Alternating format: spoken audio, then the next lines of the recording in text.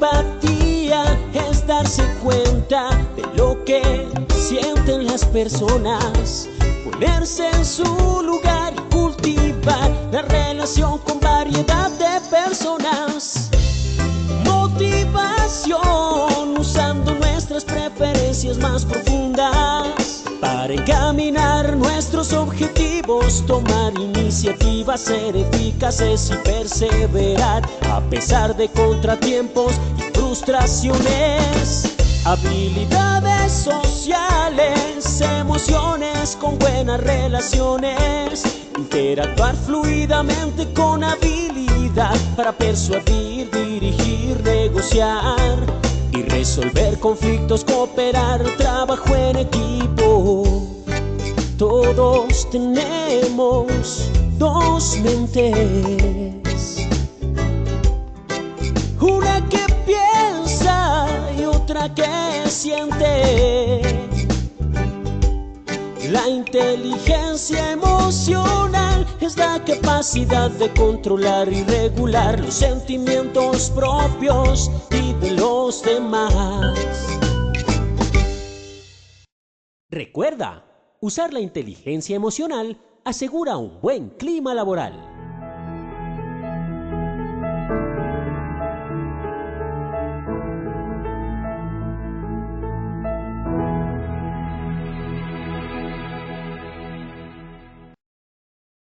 Muy buenas tardes para todos nuestros asistentes. Reciban un cordial saludo desde Positiva Compañía de Seguros y Positiva Educa. Soy Oscar Conde, quien los acompañará como moderador el día de hoy con la acción educativa de la Comunidad Nacional de Conocimiento en Neuroseguridad aplicada en prevención de riesgos laborales. Con la temática titulada Sección 5, la importancia de conocer procesos neurocognitivos del cerebro y su implicación en la accidentalidad laboral. Para dar inicio, damos la bienvenida a nuestro experto de la comunidad, el doctor Efraín Butorón Palacio. Él es médico especialista en medicina del trabajo, médico especialista en gerencia en organizaciones, coach neurocognitivo internacional certificado en neurolingüística, consultor e investigador de las neurociencias cognitivas aplicadas a la seguridad y salud laboral, conferencista nacional e internacional y docente universitario. Doctor Butorón, muy buenas tardes y bienvenido. Gracias, Oscar. Una vez más, gracias a la directiva de Positiva Compañía de Seguros por estar nosotros en nuestra comunidad de neuroseguridad. Esta es la sección número 5, correspondiente al mes de julio. Y gracias a Oscar, quien va a ser nuestro moderador, y al ingeniero que está en el control máster. Gracias, doctor. Damos inicio a nuestro sondeo. Les recuerdo a nuestros participantes que el sondeo se realiza 2 veces a lo largo de nuestro evento, uno al iniciar y otro al finalizar. El objetivo del sondeo inicial es conocer con qué conocimientos llegan nuestros participantes a esta acción educativa. El objetivo del sondeo final es saber qué conocimientos se adquirieron a lo largo de nuestro evento. Iniciamos con nuestra primera pregunta. Uno de los principales procesos neurocognitivos implicando en accidentes son A. Branching, B. Ejecución dual, C. Atención, D. Memoria episódica, E. Ninguna. 15 segundos a nuestros asistentes para que puedan seleccionar la opción que consideren correcta. Les recuerdo a nuestros asistentes que pueden formular sus preguntas por medio del chat a lo largo de nuestro evento. Estos son los resultados de nuestra primera pregunta. A. Branching, 6%. B. Ejecución dual, 6%. C. Atención, 56%. D. Memoria episódica, 28%. E. Ninguna, 6%. Continuamos con nuestra segunda pregunta. Son procesos neurocognitivos. A. Memoria a corto plazo. B. Toma de decisión. C. Percepción. D. Estados emocionales. E. Todas las anteriores. Nuevamente 15 segundos a nuestros asistentes. Los resultados de nuestra segunda pregunta. A. Memoria a corto plazo, 6%. B. Toma de decisión, 0%. C. Percepción, 0%. D. Estados emocionales, 4%. E. Todas las anteriores, 90%. Continuamos con nuestra última pregunta. La dopamina es neurotransmisor que está presente en situaciones de placer. A. Falso, B. Verdadero. Nuevamente 15 segundos a nuestros asistentes. Estos son los resultados de nuestra última pregunta. A falso 18%, B verdadero 82%. Conociendo los resultados de nuestro sondeo inicial, damos paso a nuestro experto, el doctor. Ok, gracias, Oscar.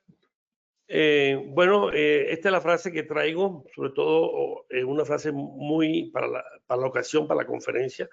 Esta es una estatua que está en Japón y ustedes ven una niñita que está con varios libros, 5 o 6 libros, y ven otro niño que tiene en la mano tiene un celular, ¿sí?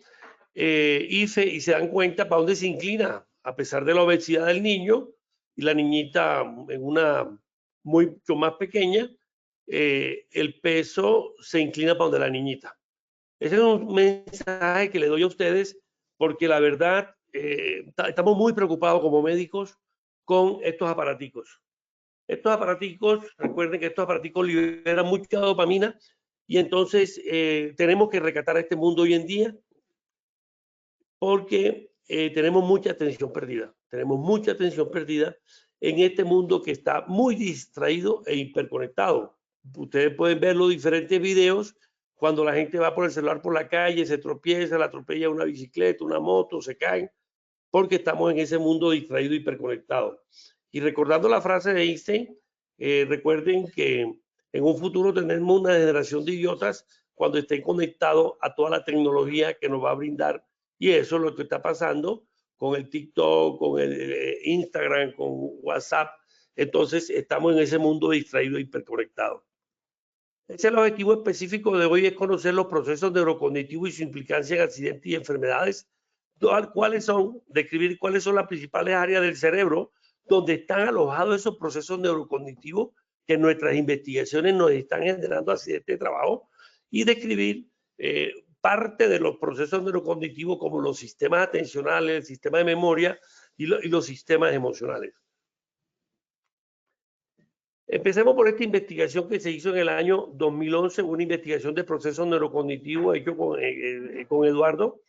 Y en esa investigación, ¿qué hicimos? Fuimos a una institución de tercer nivel, ¿sí? Y en esa institución de tercer nivel, que era un hospital, cogimos un grupo de gente que se accidentaba mucho, y ese se le llamó poliaccidentado. Poliaccidentado es que tenían más de 2, 3, 4, 5, 6, 7 accidentes al año. A ese grupo, esas 18 personas del área de mantenimiento, del área de auxiliar de enfermería, del área de logística, del área de conducción, cogimos esas 18 personas, ¿ok? Y cogimos otras 18 personas que nunca en su vida se habían accidentado. Entonces, un grupo era accidentados y el otro grupo era que nunca se habían accidentado. Entonces, ese era el grupo de casos y controles. Al grupo le aplicamos, a los dos grupos, tanto al de poliaccidentado como no accidentado, le aplicamos una prueba de batería que se llama Banff2. Es una prueba hecha por uno de los psicólogos y validada internacionalmente. En esa prueba, ¿qué encontramos? Encontramos desde el punto de vista de la investigación que al aplicar Banff, nosotros estamos midiendo, ¿sí?, las funciones ejecutivas cerebrales y los procesos neurocognitivos cerebrales. Y se encontró que había un déficit o una disfunción de estos 5 primeros procesos neurocognitivos. O sea, esas personas, las que se accidentaban mucho, 3, 4, 5 accidentes al año, contra las que no se accidentaban, las que se accidentaban mucho tenían problemas de atención. Otros tenían problemas de concentración. O la que tenía problemas de atención tenía problemas de concentración. Otros tenían problemas de memoria de trabajo y que le dificultaba, que la memoria reciente, la memoria le dificultaba entrar el conocimiento a la parte cognitiva, y obviamente tenían problemas en el aprendizaje de las tareas críticas que estaban aprendiendo.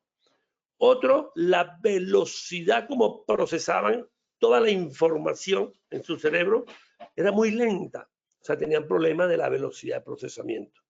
Y otras tenían un problema de control inhibitorio. Control inhibitorio es una parte de la corteza prefrontal, después le digo exactamente dónde está, donde ella limita, donde ella impide, donde ella regula todos los impulsos que le llegan del sistema límbico de la parte emocional. Entonces ese control inhibitorio, ellos tenían deficiencia del control inhibitorio para inhibir todos los impulsos que llegaban y ejemplo, estaban trabajando en mantenimiento mecánico en un torno o en una esmeriladora o con un taladro. Entonces no inhibían esos impulsos que le llegaban y obviamente no tenían control inhibitorio. Pero hay otros, eso fue lo que nos dio en esas 5. Entonces, obviamente, ahí demostramos, creo que es uno de los pocos estudios a nivel mundial, que los procesos neurocognitivos y las funciones ejecutivas cerebrales superiores juegan una parte importante en la causalidad de los factores humanos. Lo otro es la toma de decisión, ¿cierto? La toma de decisión es un proceso que lo vamos a definir, es decir, cómo tomamos decisiones. Recuerde que las decisiones de nosotros, el 5 o 10% son racionales y el otro 95 o 90% son decisiones automáticas. El 7 es cómo regulamos la emoción. Nosotros lo hemos dicho en las anteriores 4 conferencias, que nosotros somos seres emocionales, más no seres racionales. Somos seres emocionales que racionalizamos, como decía Damasio en el libro El error de Descartes, porque Descartes decía pienso, luego existo. 8, el estrés y fatiga. Precisamente hoy en día estamos muy preocupados con los niveles de estrés, con los niveles de ansiedad, con los niveles de depresión, o sea, con todas las patologías mentales. Estábamos viendo las estadísticas de salud mental en Colombia y de cada 3 personas, nuevas generaciones, una ha tenido idea de suicida estructurada como tal. Entonces, trasladar este estrés y esta fatiga, ¿sí? La fatiga emocional y la fatiga física a la empresa, ¿sí? A pesar de que el estrés sea de extralaboral, nos va a indicar que todo ese proceso neurocognitivo para generar estrés, para generar la fatiga física o emocional, juega un componente importante en la accidentalidad. Y otro es el entrenamiento y la formación. Cuando hablamos de entrenamiento y formación, esta juega una parte importante porque casi el 30% de los factores humanos de la causalidad básica es por falta de conocimiento y falta de habilidades. O sea, el proceso de entrenamiento se llevó mal, ¿cierto? No existe el proceso neurocognitivo para que haya un entrenamiento para que se forme el cerebro de esa persona. Entonces, eso es lo que tenemos en esa primera investigación. Pero tenemos otra investigación donde cogimos 1.500, allá solamente eran 18 poliaccidentados. Aquí cogimos 1.520 accidentes mortales y graves.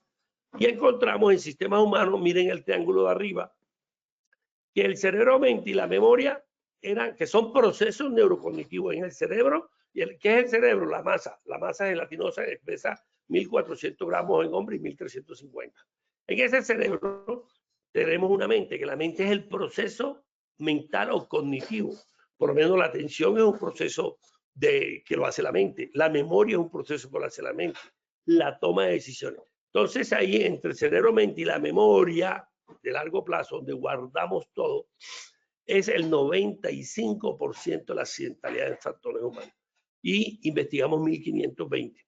Y solamente un 5% un problema somático. Una persona que tenía una hernia discal y la ponían a levantar carga y obviamente se accidentaba. Entonces el 5%. Y en esa parte de cerebro-mente era casi el 65%. Y la memoria, que son los conocimientos y las habilidades que tienen que tener para el rol de funciones, para las tareas críticas o no críticas, era un 30%, conocimiento y habilidad. Y en ese 65% estaban los sistemas atencionales, estaban los procesos de estrés, los procesos de desmotivación, los procesos de infelicidad, los procesos de creencias limitantes, los procesos de patología mental. Hoy en día, por lo menos el trastorno bipolar es una patología que está casi en el 10% de la población cada día. Tenemos más trastornos. Trastornos obsesivos compulsivos, trastornos de demencia por la edad, trastorno de estrés y fatiga, ¿cierto? Y toda una serie de capacidad mental inadecuada. Bueno, eso es en sistemas humanos, ¿cierto? Como causa básica de nuestra investigación. Y en sistemas técnicos que nos encontramos, que la parte del líder fue una parte importante. El 50% de los accidentes en factores técnicos eran por una mala supervisión o un mal liderazgo o no había liderazgo en seguridad, ¿sí? Y esto cada día lo vemos cuando estamos haciendo asesoría en neurociencia. Tenemos que dar un foco importante al liderazgo hacia la seguridad. El otro 30% es un problema de la tarea. No existe el procedimiento, no existe la norma de trabajo en altura, de espacio confinado, de trabajo en caliente, de energía peligrosa. No existe la tarea y se nos accidenta el 30% de la accidentalidad, pues por falta de esa tarea o la tienen, pero no la entendieron. Y el 20% es un problema de ingeniería. La máquina está fallando por cualquier problema, por sobrepresión, por problemas de volumen, o está fallando por mantenimiento, o no tiene la guarda. Entonces, fíjense ustedes cómo los accidentes son multicausales, tienen sistemas humanos que la neurociencia nos brinda la solución a esos sistemas humanos y tienen unos sistemas técnicos que las neurociencias nos explica cómo intervenir estos sistemas técnicos. Pero hay un sistema importante que a veces no le prestamos atención en la seguridad y salud, que es el proceso de cómo es el sistema de la organización. Y el sistema de la organización, nos damos cuenta nosotros que el sistema de estructura y selección, cómo selecciona esa persona, no se está dando de acuerdo a los cánones de lo última de esta nueva era, porque estamos en una nueva era, ¿cierto? Post-COVID estamos en una nueva era con la inteligencia artificial, con todo el desarrollo tecnológico, con toda la parte de la robótica. Entonces, los procesos de estructura y selección tienen que ir cambiando, porque en nuestras investigaciones, por lo menos nosotros hacemos mucha consulta médica y nosotros en esa consulta médica seleccionamos de acuerdo al oficio. ¿Ok? Ejemplo, si un trabajador va a actuar con químicos, nosotros hacemos un examen general, pero un examen minucioso a la parte química. Si va a levantar carga por encima de 20 kilos, hacemos un examen general, pero un examen minucioso a la parte de columna. Si la persona va a manejar un arma, ¿sí? O la persona va a hacer un proceso de conducción, le hacemos un examen general. Cuando hacemos de examen de oído, lo hace la fonoaudióloga, la autometría, la hace la parte visual. Nosotros integramos toda la parte general, la parte musculoesquelética y hacemos una prueba por psicología, que es la prueba psicosensométrica. Y así, dependiendo lo que nosotros vayamos, si va a ser un piloto de vuelo, tenemos que hacerle una prueba ya de tipo neurocognitivo, de fatiga, de estrés, etc. Entonces, hoy en día tenemos que estructurar nuestro proceso de selección y ponerse de acuerdo entre el área de talento humano o de capital humano, que hoy en día le llamamos el área de felicidad corporativa. Precisamente vamos a sacar un libro en un mes más o menos, y el libro se llama Felicidad Corporativa y Ecosistema del Bienestar. Entonces, es una parte importante la estructura y selección, porque lo que estamos viendo no se está estructurando esa selección. Y después que los estructuremos, tenemos que retener ese talento.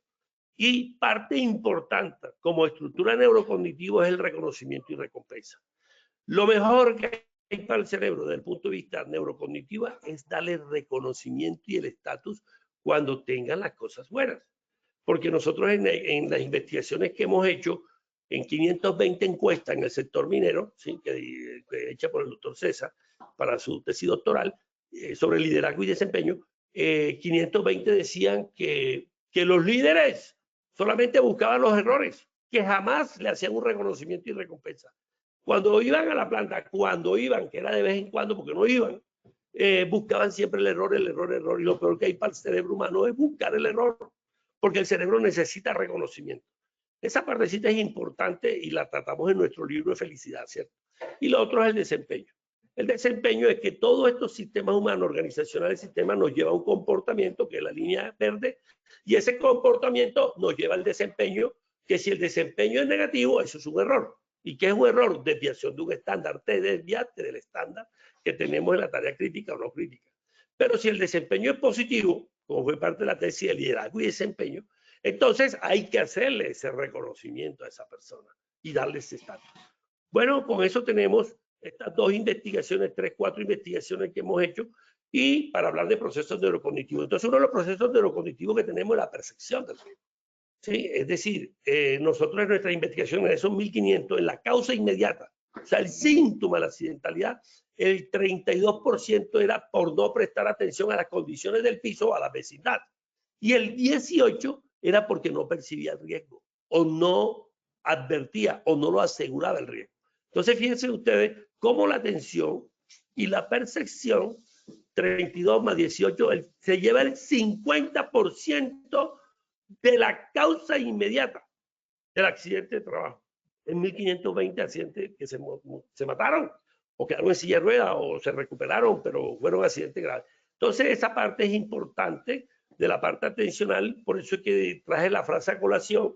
Estamos en un mundo muy hiperconectado, en un mundo distraído, porque se nos está robando la atención toda la tecnología y los aparaticos estos como celulares, etcétera, etcétera. Entonces nosotros recibimos la información, la realidad de la información, percibimos con los sentidos y entre esa percepción a través del sentido, todo este proceso cognitivo, cómo vamos a interpretar la realidad va a depender de 3 variables. Una, el SARA. ¿Qué SARA significa? Sistema de activación reticular. Ahí donde está la conciencia automática, ahí donde está la alerta automática. Si ahora me llaman a mí y me dicen, Efraín, yo hago así enseguida, ese es el SARA, porque es una alerta automática. Pero también es importante el estado de ánimo para la percepción del riesgo. Entonces, el estado de ánimo juega una parte importante como segunda variable. ¿Y el estado de ánimo de qué depende? De la personalidad. ¿De qué personalidad tienes tú? De tu autoconocimiento. Pero depende también de cómo está tu salud, ¿cierto? Si tú tienes un trastorno bipolar, que estás en una etapa de tristeza, ¿sí? Entonces, el estado de ánimo va a influir en la percepción de la realidad. Y lo otro es la creencia, ¿cierto? Las creencias, que es el sistema de creencias. En investigaciones que estamos haciendo recientes en líderes, que hemos aplicado sistema de creencias, las tres que más nos salen es el perfeccionismo, ¿sí? El perfeccionismo, 2, la culpa, y 3, la intolerancia a la frustración, y 4, la dependencia. Son 4 creencias que te limitan para tú tener un liderazgo de seguridad. Entonces, de acuerdo a esa creencia, ese estado de ánimo y esa atención o percepción que tú tienes, perdón, el sistema de activación de la alerta que tienes, así vas a recibir y entras el 95% en un modo simpático y parasimpático y se liberan unas moléculas por todo el cuerpo y esas moléculas llegan a donde está el núcleo, los cromosomas, y es lo que se llama la epigenética. Y esas moléculas provocan sensaciones en todo el cuerpo y esa es parte del sentimiento. Ahí está el 95% de todo el proceso de percepción. Y cuando tenemos algún problema que tenemos que prestar atención, ahí entramos en nivel consciente, solucionamos el problema. Por lo menos la NASA dice que todo problema tiene 10 soluciones. Todo problema tiene 10 soluciones. La NASA lo dice que tienen más de 10 soluciones. Entonces empezamos a innovar. Entonces la parte de la innovación y creatividad es un proceso cognitivo importante cuando tú tienes un problema. Ya. Entonces los procesos neurocognitivos y la accidentalidad están estrechamente relacionados debido a cómo funcionan las capacidades de cada uno de ustedes, las capacidades de los trabajadores en Colombia y en cualquier otra región en Latinoamérica, para realizar las tareas críticas o no críticas de una manera segura en un entorno que es laboral. Entonces vamos a ver aquí unos principales procesos neurocognitivos. Uno, la atención y concentración. Cierto, ya nos dimos cuenta que el 32% de la causa inmediata es un problema de falta de atención a las condiciones del piso o vecindades. Entonces, el proceso neurocognitivo, como la atención y la concentración, es fundamental para tener la vigilancia y la percepción del riesgo. Recuerde que se lo dije, el SARA es un proceso de alerta o de atención automática, ¿cierto? Entonces, es importante para mantener esa vigilancia y percepción en el lugar de trabajo.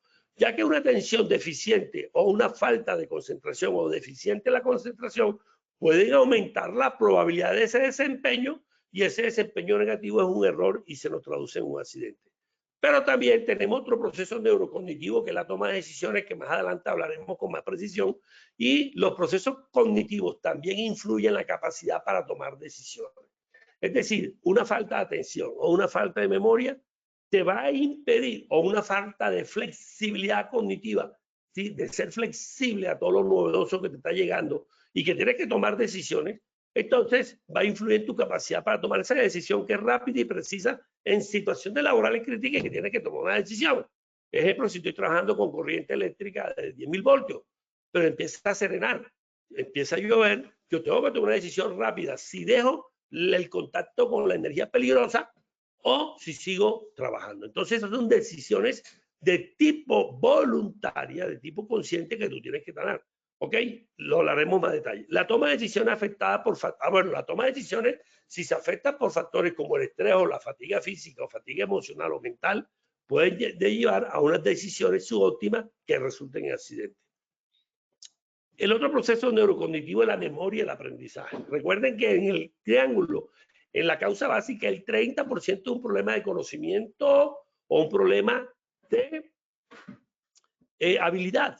Entonces, la memoria juega un papel crucial en recordar todos los procedimientos de seguridad. Si tú estás en una energía peligrosa, ¿por qué lo coge la corriente eléctrica? Porque desvía o olvida, lo que mayoría de las veces olvida uno de los procedimientos de las 5 reglas de oro, que son verificar tensión, señalizar, demarcar, utilizar los elementos de protección personal adecuados. Si estoy trabajando con 10.000 voltios de guante tipo 4, dieléctrico. Conclusión, son 5 reglas de oro. Si se te olvida uno, te coge la corriente eléctrica. No utilizaste el guante, utilizaste guante grado 1 y está con 10.000 voltios, entonces ahí ese guante te va a entrar la corriente. Entonces, es recordar esos procedimientos, esas 5 reglas de oro, lo mismo en espacio confinado, lo mismo en altura, ¿cierto? Todo esos procesos, eso está documentado en Colombia, en toda Latinoamérica y a nivel mundial, y de la OCDE de los Estados Unidos. Entonces, un déficit en la memoria puede llevar a una menor adherencia a esas normas de seguridad y se nos aumentan los accidentes. Una parte importante son los estados emocionales. Este también es otro proceso neurocognitivo. Estados emocionales y estrés, ¿cierto?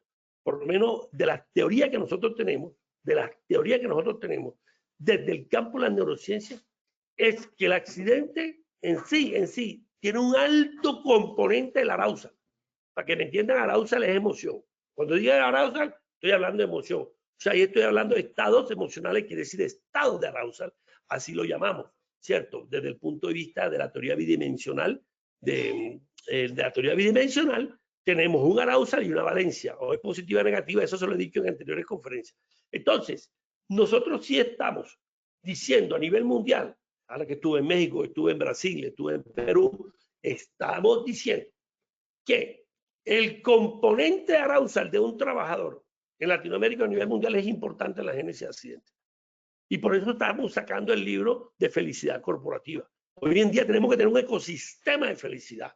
Y ese ecosistema nos los da la empresa, el Departamento de Talento y Capital Humano, que hoy en día se llaman Departamento de Felicidad. Si ustedes van a Apple, si ustedes van a Facebook, si ustedes ven a Amazon, allá no se llama Departamento de Talento Humano Capital, no se llama Departamento de Felicidad organizacional, ¿sí? Y bienestar. Entonces, ¿por qué me detengo? Porque los procesos neurocognitivos están influenciados por los estados emocionales. Si tú tienes un estrés o tú tienes una ansiedad o tienes un problema emocional porque te acabas de separar de tu esposa, ese es un problema emocional que tú tienes de valencia negativa y de arousal muy alto, ¿cierto? O tienes a tu papá en cuidados intensivos. Ese es un estado emocional que te va a afectar que los procesos neurocognitivos como la atención, la memoria, la toma de decisiones, el control inhibitorio, la velocidad de procesamiento. Entonces, altos niveles de estrés pueden interferir con la capacidad de la atención, con la toma de decisiones y te afecta la seguridad en el trabajo.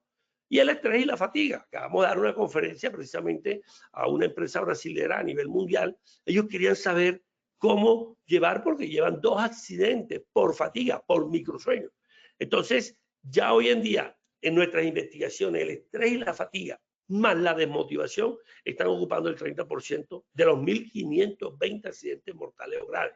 Factores humanos, estrés, fatiga y desmotivación, está causando casi el 30%, por ahí está, el 29 al 30%. Y hoy en día, cuando nos vamos al sector minero, cuando nos vamos al sector constructor, la parte correspondiente a la motivación, la desmotivación, se nos incrementa al 4º lugar. Eso fue en los 1.520 accidentes, cuando tocamos el sector construcción o el sector minero.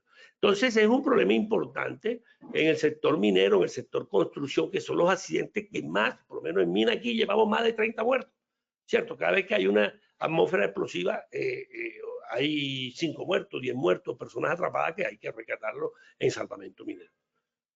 Y el otro es el entrenamiento y formación. Ya le dije que el 30% es un problema de entrenamiento, de conocimiento y habilidad. Entonces la persona que entrena es excelente entrenador, pero no conoce el proceso neurocognitivo de ese cerebro, como ven ustedes en la foto, conocer ese cerebro y cómo le entra la información a ese cerebro.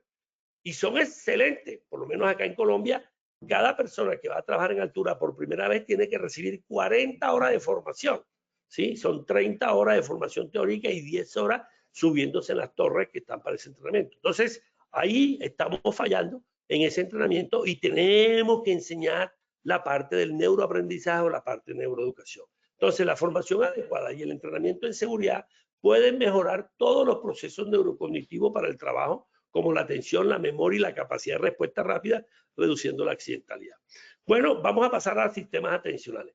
Entonces, miren que la parte del sistema atencional es una parte que es un proceso complejo, dinámico y multimodal. O sea, para que haya un proceso de entrenamiento, de formación, debemos tener la percepción, que es la rueda dentada verde, la percepción, engranar bien, primero percibir, ya le dije a ustedes cómo se percibimos las 3 variables, prestar atención focalizada y después esa memoria a corto plazo, que es la memoria de un minuto, después que metes esa atención, entra al sistema de memoria a corto plazo.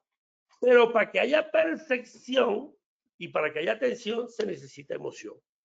Entonces se necesita estar primero en la emoción para que pueda entrar la información, ¿ok?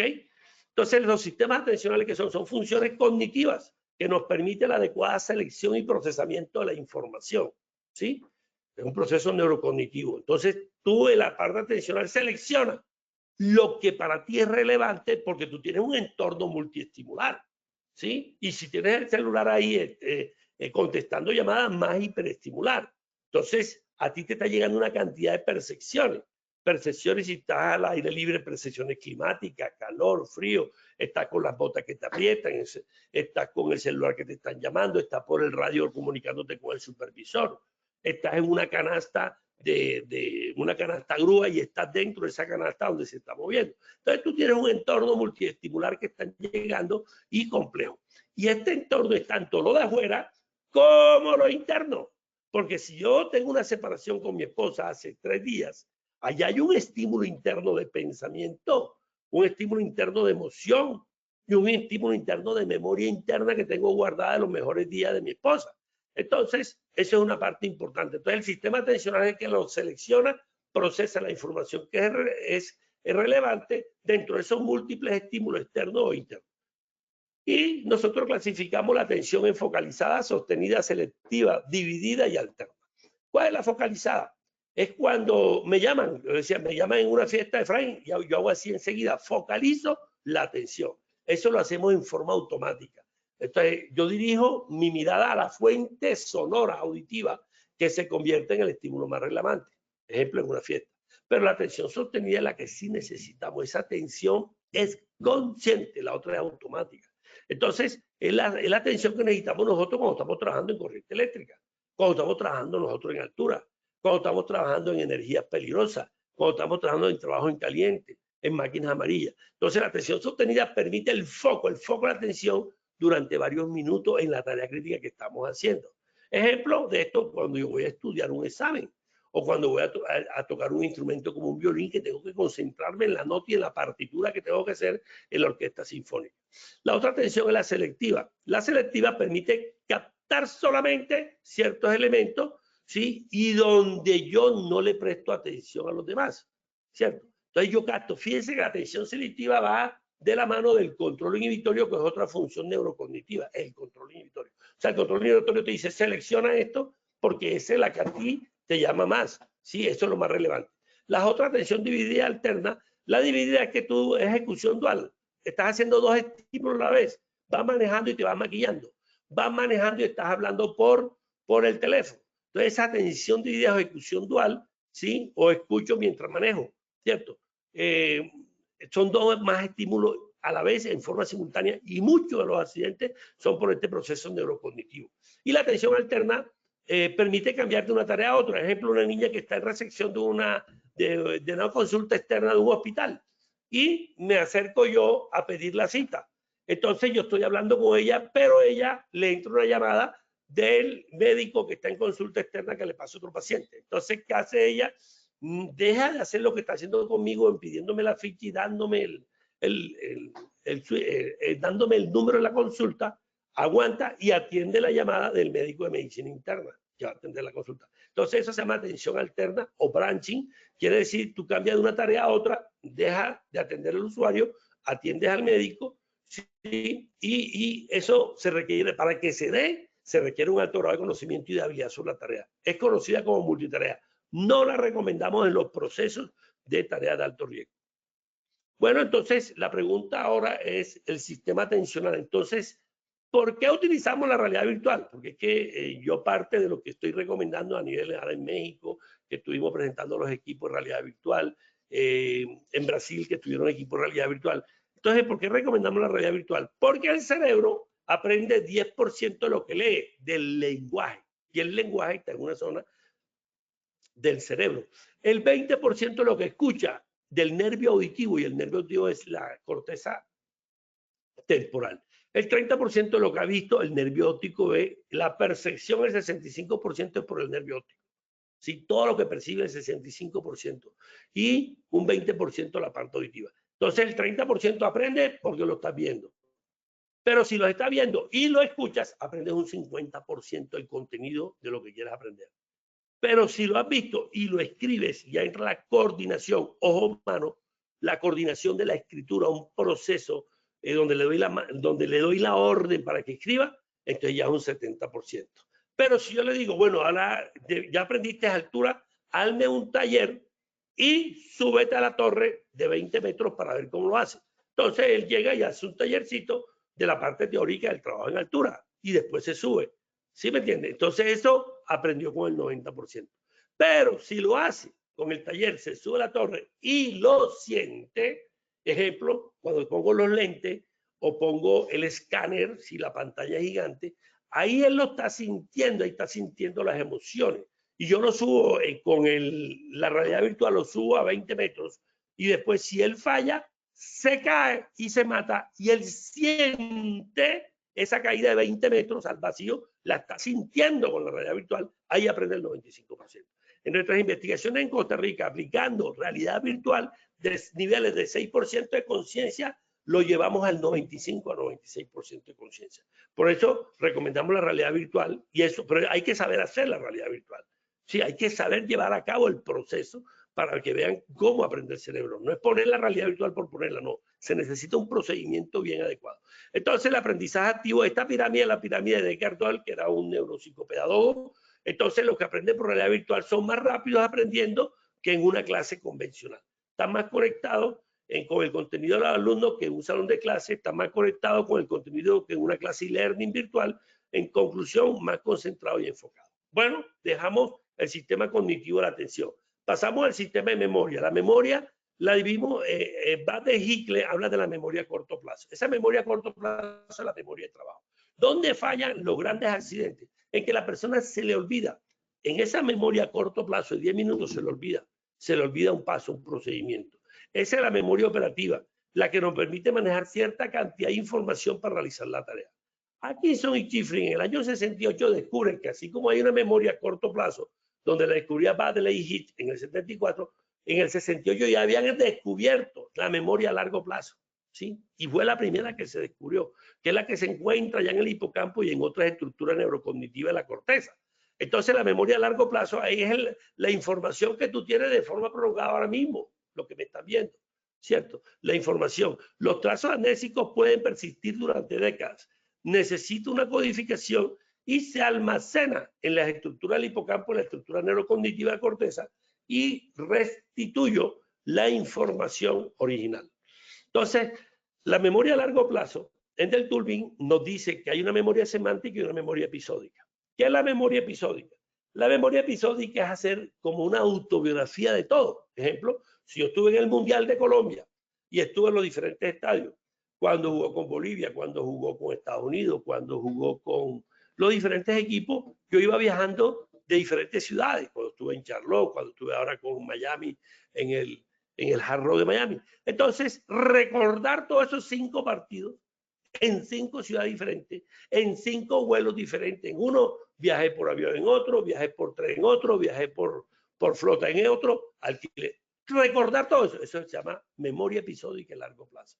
¿Por qué? Porque el partido se jugó hace tiempo, ¿cierto? Hace casi más de 5 días, el domingo pasado.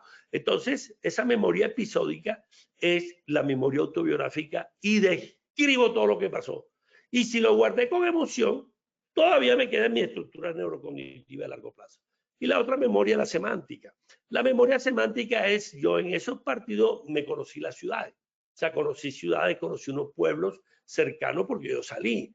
Me conocí los platos de la zona de Estados Unidos, ¿cierto? Los platos que más comen los americanos. Entonces, el conocer esos platos, esto es trucha al ajillo, esa es una memoria semántica. Después allá comí una hamburguesa con unos procesos que tenían unas variedades vegetales, esa es memoria semántica. Bien, entonces en conclusión tenemos lo siguiente, memoria, tenemos un entorno con una memoria sensorial inmediata, es la memoria que recibimos con los sentidos. Esta memoria operativa es la de corto plazo y después pasa a largo plazo. Y esta memoria de largo plazo, tenemos dos memorias ya de largo plazo.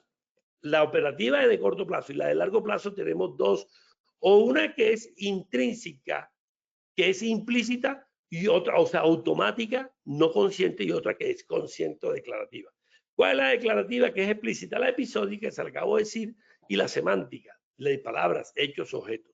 Y la no declarativa es la memoria automática que tengo yo en forma automática, no es consciente, y de la más importante, la memoria procedural o procedimental. Ejemplo de memoria procedimental que ustedes tengan, si van a coger una bicicleta, saben manejar la bicicleta. ¿Por qué? Porque queda guardado esa memoria procedimental, cómo cojo los manubrios, cómo me siento, cómo empiezo a dar el pedaleo. Esa memoria. Y en toda la memoria tenemos la memoria emocional. O sea, la memoria emocional está en todo. Es decir, entre más emociones tengamos ante esa situación que tenemos, se nos va a guardar mejor la memoria. Bueno, pasemos a emociones. Entonces ya hemos visto atención, hemos visto memoria y hemos visto emociones. Este concepto creo que lo he dicho en otras ocasiones. ¿Qué es emoción? Son conjuntos de cambios que se producen en el cuerpo de la persona, de cada uno de ustedes, y esos cambios se producen por las terminales de las neuronas situados en los diferentes órganos del cuerpo. Entonces hay terminales nerviosas que llegan a la parte táctil, ¿cierto? Y entonces cuando hay miedo, se te pone la piel de gallina. O cuando hay mucha emoción, se te puede poner la piel de gallina, ¿cierto? ¿Por qué? Porque esos son neuronas, terminales de neuronas, situadas en los diferentes órganos del cuerpo y están controladas por diferentes áreas del sistema cerebral. El sistema cerebral es el que dice, que hace que se preste la emoción del miedo. Y si se presta la emoción del miedo, ahí lo que se genera es adrenalina, noradrenalina y a nivel de la suprarrenal. Entonces, esto es lo que es emoción, ¿sí? Son los cambios que se producen en todo el cuerpo por las neuronas cuando la parte central le da una orden para que se liberen los neurotransmisores. En caso de cortisol, te da estrés porque tienes miedo. Bien, entonces la parte emocional tiene unas 6 competencias que llamamos competencias personales y habilidades de competencias sociales. Entonces, un trabajador que esté haciendo una tarea crítica o no crítica tiene que tener esa competencia de la autoconciencia. ¿Qué es la autoconciencia? La habilidad para reconocer con exactitud tus emociones y los efectos que estas tienen sobre tu estado físico. Es decir, es reconocer la conciencia. Tengo emoción de miedo. Lo tengo, lo reconozco. Esa es la autoconciencia. Pero también tú tienes que tener como proceso cognitivo la confianza, que es conocer esos propios recursos, capacidades y potenciales, así como nuestra área de desarrollo. O sea, tú tienes que tener confianza en que tú tienes los recursos que tú necesitas para controlar esa emoción.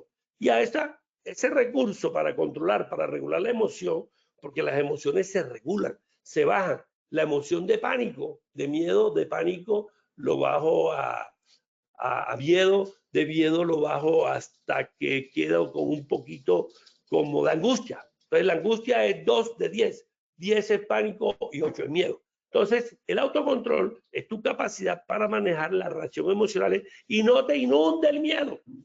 Lo que tienes que hacer es regular ese miedo y tener una emoción más positiva para tomar una solución y tomar una decisión. Si sales corriendo, luchas o te bloqueas. Esas son las 3 competencias personales, pero las sociales es importante la parte de la empatía. ¿Por qué es importante la empatía? Porque nosotros hablamos de una cultura interdependiente y esa cultura independiente es cuidar al otro. Entonces, la empatía es un proceso cognitivo. La empatía no es ponerte los zapatos del otro, no. La empatía tiene una empatía cognitiva, una empatía afectiva, tiene lo que llamamos contagio emocional, tiene lo que llamamos las personas que son simpáticas. Conclusión, son varias definiciones que tiene la empatía. Entonces la necesitamos porque necesitamos tener la cultura del cuidado del otro, sobre todo cuando manejamos equipos. Entonces la empatía consiste en dando cuenta de la emoción que sienten los demás, interesarnos en sus necesidades y ayudarle a potenciar sus capacidades.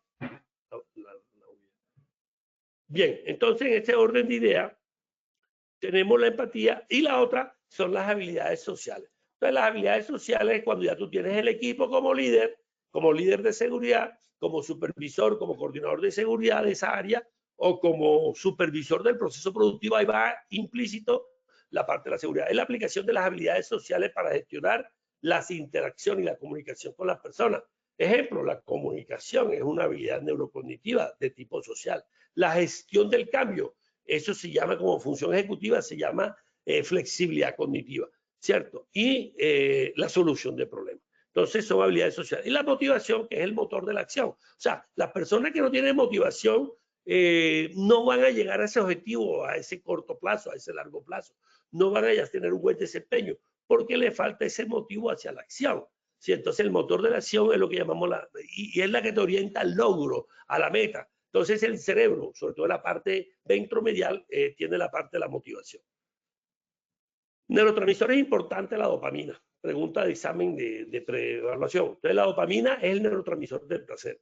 Está presente en el estatus social, en la creatividad, en la motivación, en todas las sensaciones placenteras, lo que a mí me gusta, si me gusta para frente, ahí me sale dopamina. En el enamoramiento, en el flirteo, todo eso aparece la dopamina. Estos son los 4 pilares que ya se los dije. Es decir, para tener la competencia de trabajo en altura tiene que tener una motivación, algo que te motive. Y eso es lo que se llama la andragogía. El hombre no aprende como el niño es pedagogía.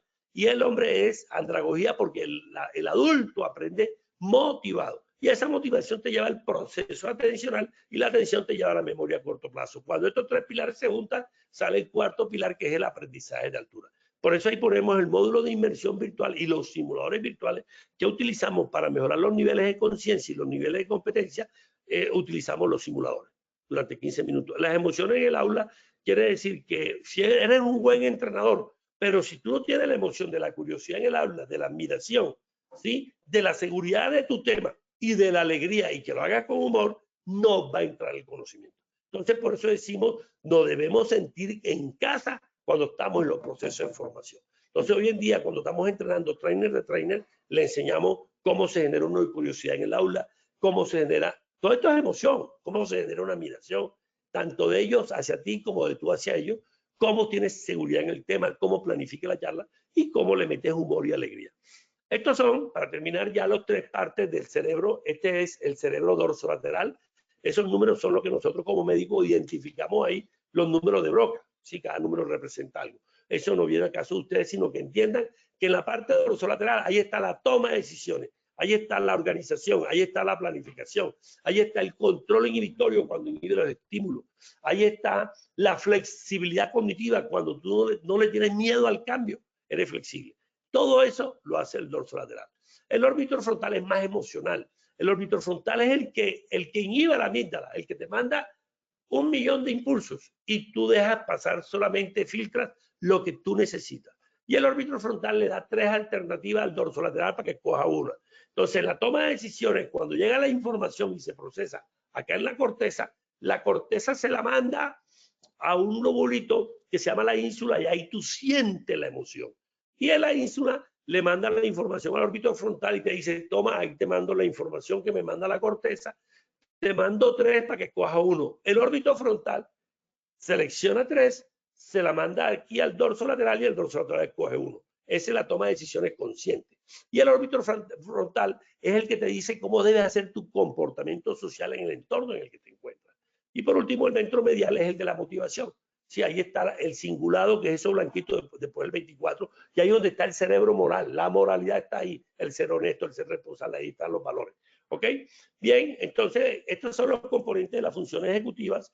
Entonces ya hablamos de memoria de trabajo, ya les expliqué qué es memoria de trabajo. ¿Qué es la planificación? Son componentes neurocognitivos de funciones ejecutivas superiores. La planificación es la capacidad en que tú generas objetivos con tu cerebro. con procesos neurocognitivos activos. Desarrolla los planes de acción para conseguirlo y elige el más adecuado y te anticipa la consecuencia.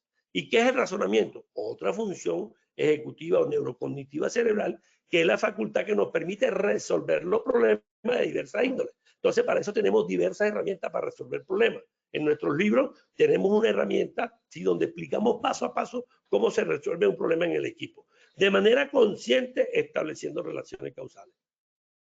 El otro, la toma de decisiones. Ya le dije dónde está la toma de decisiones. La toma de decisiones la hace la corteza prefrontal y es un proceso de elección que tú haces ante varias alternativas que presenta el orbitrofrontal y lo hace la dorsolateral, ¿sí? La estimación temporal es la capacidad que tú calculas el paso del tiempo. Por lo menos si tú tienes, yo tengo, me quedan 4 minutos, yo tengo la estimación temporal para terminar exactamente en 4 minutos. La ejecución dual, ya lo vimos, y el branching. La ejecución dual es cuando hace 2 tareas a la misma vez, y el branching cuando hace tareas simultáneas y acercas al usuario y paraliza. La flexibilidad cognitiva es la gestión del cambio. Es la habilidad que nos permite realizar cambios a algo que ya estaba previamente planeado. Ejemplo, voy a trabajar en poste de 10.000 voltios y empieza a llover. Yo tengo que adaptarme a ese cambio. Yo tenía planeado que no era que no iba a llover y me empieza a llover. Yo tengo flexibilidad a esa situación nueva. Y la inhibición, yo inhibo la orden que tengo de trabajar. Entonces yo hago un control inhibitorio y los estímulos que me dicen, vamos a trabajar en 10.000 voltios, lo inhibo. Eso es tener control inhibitorio. Hoy en día, para tomar decisiones, tenemos que tener control inhibitorio.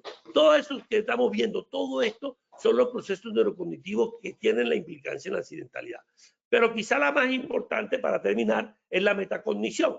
La metacognición es el supervisor de tu conducta, es tu autoconocimiento. También es una función ejecutiva importante en la implicancia de la accidentalidad. Yo diría que lo que no tiene metacognición se nos viven accidentando.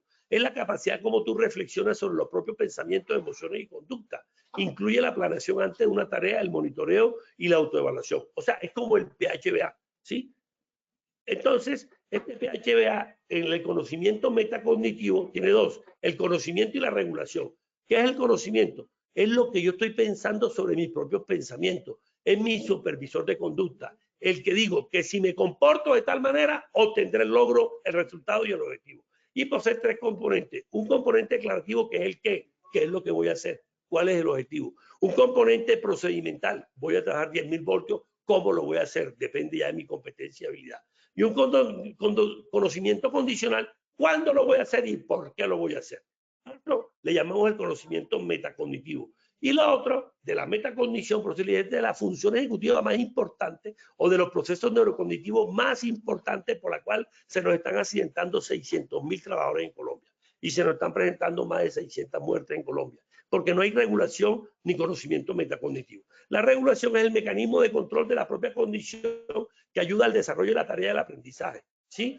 Y está compuesta por 3 componentes: planificación, ¿qué estrategia voy a utilizar ahora en 10.000 voltios? La supervisión, ¿cómo lo estoy haciendo? Y la evaluación, necesito cambiar de estrategia. O sea, la metacognición, le pongo un ejemplo. Si yo me voy ahora mismo para el norte, para el Parque de la 93, estoy aquí en la 57, y hay una manifestación del magisterio, yo tengo que cambiar la ruta. La metacognición es cuando te va diciendo el cerebro, va bien por acá, tiene que cogerla, deja de coger la 7ª, vamos a coger la 9ª, coge por acá la 15, y esa supervisión de tu conducta es lo que es la metacognición. Entonces, hoy en día, para nosotros, uno de los procesos neurocognitivos que mayor implicancia tiene. Bueno, para terminar, estos son los libros. Ahí se pueden comunicar al WhatsApp, es 317-223-0117. Ahí encontrarán los 7 libros y próximamente en un mes traemos el libro nosotros de felicidad corporativa, y ese libro lo traemos porque los niveles de ansiedad, de estrés se han aumentado al 32%. Las ideas suicidas en personas jóvenes en las organizaciones. Yo que lo vivo en parte propia, haciendo los exámenes de retiro. ¿Por qué te retiras? Porque tengo ideas suicidas. ¿Por qué te retiras? Porque peleé con el jefe. ¿Por qué te retiras? No me entiendo con mi organización, con mi equipo. Entonces, por eso hago el libro de felicidad corporativa y ecosistema del bienestar. 317-223-0117. Neurogracias, soy Efraín Butrón Palacio, investigador, escritor.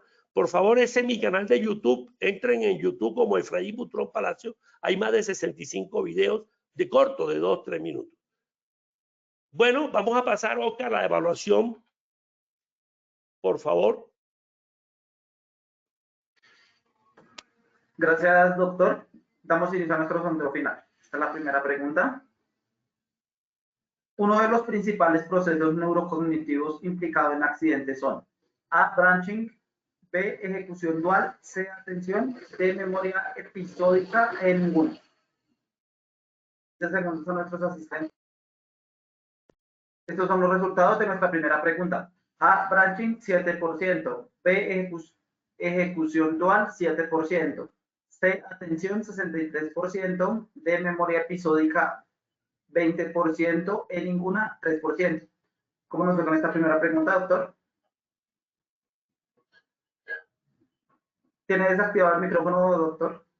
Me fue bien, ¿me escuchan? ¿Sí? Sí, señor. Ok, nos fue bien porque pasamos, la respuesta es atención. Recuerda que se lo dije, en las investigaciones de nosotros el 30% de causa inmediata es la falta de atención a las condiciones del piso y vecindades. Y en siniestros viales, el 80%, 3 segundos antes de accidentarse, el 80% es por un problema de atención. Entonces hoy en día, por eso estamos preocupados con estos aparaticos y con la tecnología y todo lo que se nos viene. Esto va a ser adictivo en los próximos 5 años. Va a ser adictivo como la cocaína, como la marihuana, como los juegos de la ludopatía. Entonces, hoy en día estamos preocupados por los niveles atencionales que nos están desencadenando mucha accidentalidad. Entonces, pasamos de 56 a 63%, es decir, incrementamos un 7%. Continuemos, Oscar. Gracias, doctor. Continuamos con nuestra segunda pregunta. Son procesos neurocognitivos. A. Memoria a corto plazo. B. Toma de decisión. C. Percepción. D. Estados emocionales. E. Todas las anteriores. Nuevamente 15 segundos a nuestros asistentes.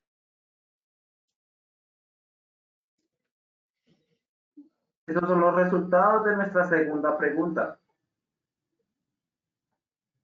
A. Memoria a corto plazo, 5%. B. Toma de decisión, 5%. C. Percepción, 1%. D. Estados emocionales, 1%. E. Todas las anteriores, 87%. ¿Cómo nos ve con esta segunda pregunta, doctor? Bueno, la respuesta es todas las anteriores. Hay un buen porcentaje de 87% que nos está diciendo la respuesta. Continuemos con la tercera y última, Oscar. Doctor, continuamos con nuestra última pregunta. La dopamina es neurotransmisor que está presente en situaciones de placer. A. Falso, B. Verdadero. 15 segundos a nuestros asistentes. Estos son los resultados de nuestra última pregunta. A. Falso, 7%. B. Verdadero, 93%. ¿Cómo nos ve con esta última, doctor? Bueno, me voy contento este fin de semana. La respuesta es verdadero. La dopamina es el neurotransmisor del placer, la serotonina de la felicidad y la oxitocina el de la empatía, el de la relación. Por eso en el post-COVID, en el COVID, nos hizo falta mucha oxitocina porque no hubo abrazos, no hubo contacto físico. Entonces la respuesta es verdadera, dopamina es del placer y aumentamos de 82 a 93%. Quiere decir que subimos 15 puntos. Bueno, no sin más, Oscar, gracias por todo, me voy contento, creo que cumplimos el objetivo de los procesos neurocognitivos y su implicancia en la neurociencia. Esta es otra forma de ser seguridad, conociendo más el cerebro del trabajador, conociendo mejor el proceso neurocognitivo de los líderes para liderar la seguridad.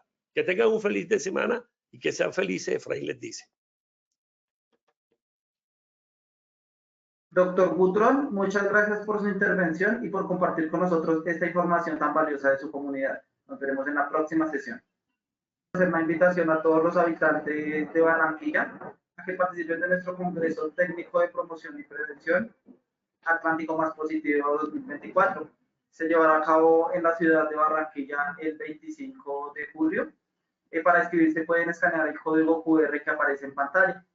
Para este día tendremos expertos técnicos, simuladores de realidad virtual y artistas de prevención en concierto. También muchas sorpresas para todos nuestros asistentes.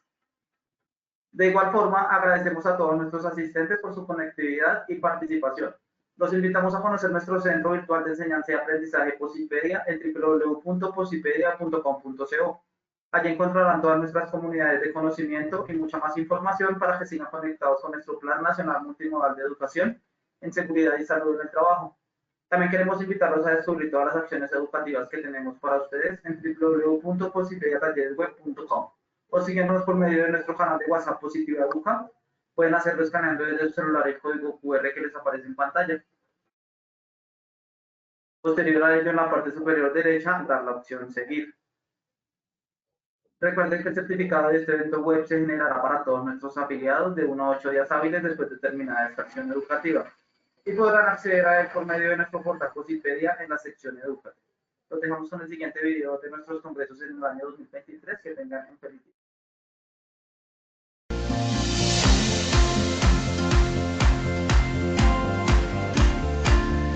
Para Positiva es un gusto y para mí un honor darles a ustedes la bienvenida, generar este espacio en el que vamos a celebrar el segundo Congreso Tolima Más Positiva 2023.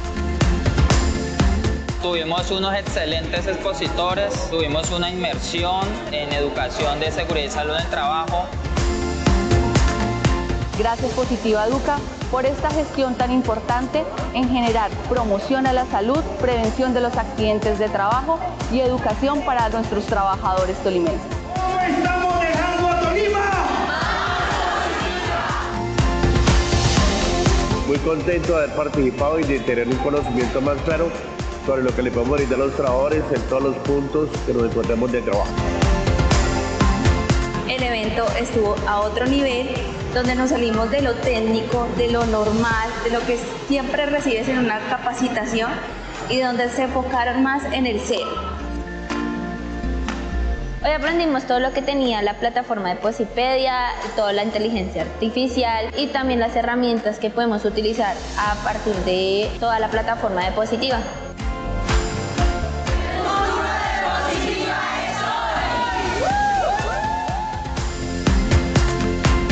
De este congreso me voy súper contenta porque escogimos bien nuestra aseguradora y sabemos que vamos a lograr grandes cosas con ella.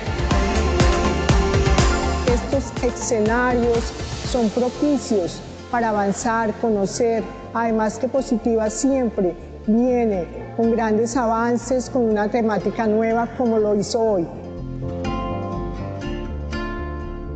Colombia, potencia de la vida.